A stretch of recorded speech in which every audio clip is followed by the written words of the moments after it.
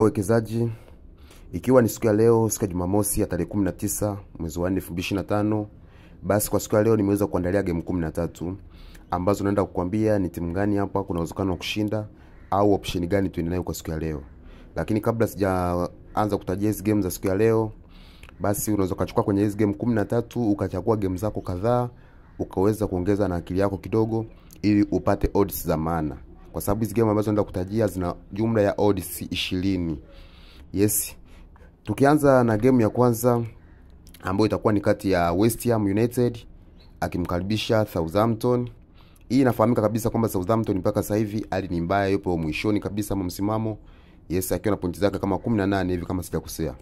Kwa hiyo kama West Ham anamkaribisha Southampton hapa, unaweza kaenda na option moja wapo. Kwa sababu West Ham yupo nyumbani, unaweza kusema apate ushindi au atoke draw. Kwa hiyo option ambayo tumeenda nayo hapa kati ya West Ham na Southampton ni kwamba West Ham kushinda au kutoka draw. Yes, West Ham apate ushindi au atoke draw, ndio option ya kwanza. Ukija game ya pili itakuwa ni kati ya Endienium hapa namkaribisha Bayern Munich. Yes, hapo ukiangalia kwamba Bayern Munich hapa anahitaji ubingwa wa Bundesliga na yupo nafasi ya kwanza mpaka sasa hivi. Kwa hiyo hapa kuna option unaweza kaenda nazo mara mbili. Option ya kwanza unaweza kusema kwamba Bayern Munich kupata ushindi mazima, hii hapa. Au unaweza kusema katika mchezo wote full time magoli mawili yafike. Yes. Kwa hiyo kuna option ya kwanza ambayo unaweza kusema kwamba Bayern Munich kupata ushindi, au option ya pili unaweza kusema Bayern Munich full time kufika magoli mawili. Yes.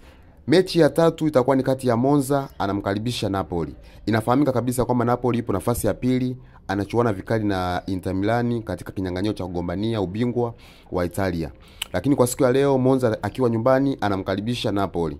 Na Napoli amekuwa mzuri sana katika ufungaji, ingawa naye ana defense nzuri. Kwa hiyo kwa siku ya leo kuna option unaweza kaenda nayo kwamba Napoli kushinda mazima au Napoli kushinda au kutoka draw.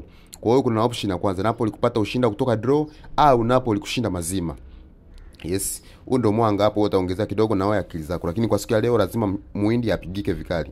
Tukija game ya 4 itakuwa ni kati RB Leipzig akimkaribisha Osterkieli. Osterkieli huyu ndio wa mwisho kabisa, ana muda sana hajapata ushindi. Kwa hiyo kwa siku ya leo, kwa sababu RB Leipzig anamkaribisha Osterkieli na RB Leipzig anapambania sana kuingia katika top 4 ili akashiriki UEFA mwakani, hapa kuna option unaweza kaenda nayo. Unaweza kusema RB Leipzig kupata ushindi au kutoka draw kama nilivyokuandikia hapa. Kwa hiyo RB Leipzig kushinda au kutoka draw. Yes. Ukija game ya 5 itakuwa ni kati ya Barcelona akimkaribisha Celta Vigo. Inafahamika kabisa kwamba Celta Vigo katika safu yake ushambuliaji iko vizuri sana, lakini na Barcelona katika ufungaji wapo vizuri sana. Kwa hiyo hapa kuna option unaweza kaenda nayo. Unaweza kusema Barcelona apate ushindi au atoke draw. Yes. Kwa hiyo Barcelona hapa unaweza kusema ashinde au apate draw, au unaweza kusema kwamba dakika 90 magoli yatoke mawili. Yes, ndani ya dakika 90 magoli mawili yapatikane. Ukija game nyingine itakuwa ni kati ya Brentford akimkaribisha Brighton. Yes, hao wote katika safu zao za ushambuliaji ziko vizuri sana. Kwanza kwa Brentford kufunga ni kitu cha kawaida, Brighton naye pia kufunga ni kitu cha kawaida. Kwa hiyo hapa option ambayo ipo na tunaenda nayo ni kama magoli yafike mawili.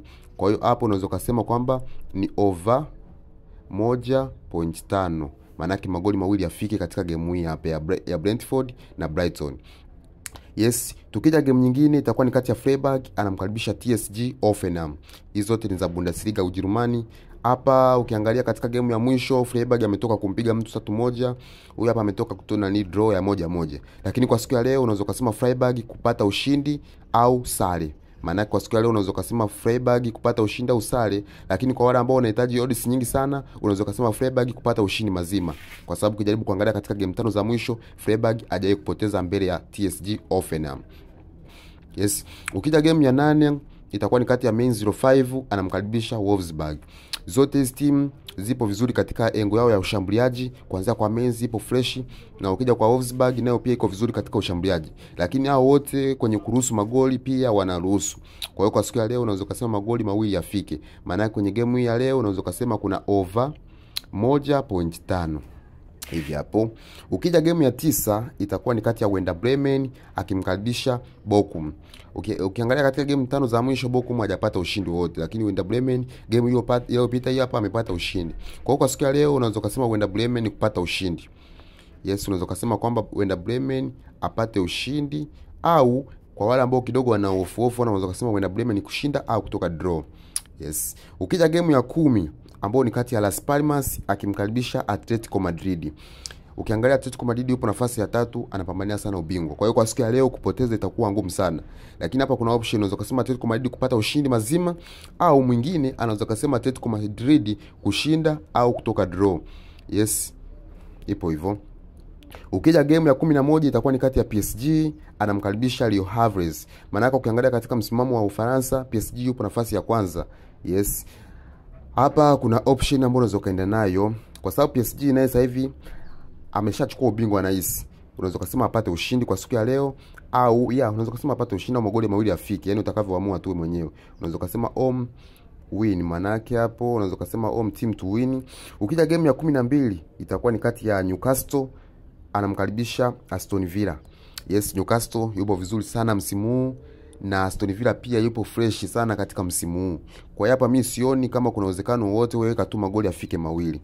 Weka over 1.5 katika game 5 ambazo wamekutana za mwisho, magoli mawili yamefika. Na ukija game ya mwisho itakuwa ni kati ya Olympique Marseille anamkaribisha Montpellier. Hapo unaweza kusema kwamba moja au x, kwamba Marseille apate ushindi au atoke draw. Yes, kwa siku ya leo odds zetu zipo nyingi kama mkika nivyo utuma huu hapa, na mimi ukiongezea na mawazo yako wewe tunaweza kupata ushindi kwa siku ya leo. Asanteni sana kwa kunisikiliza, na kama hujasubscribe channel yangu usahau kusubscribe. Nawapenda sana, asanteni sana.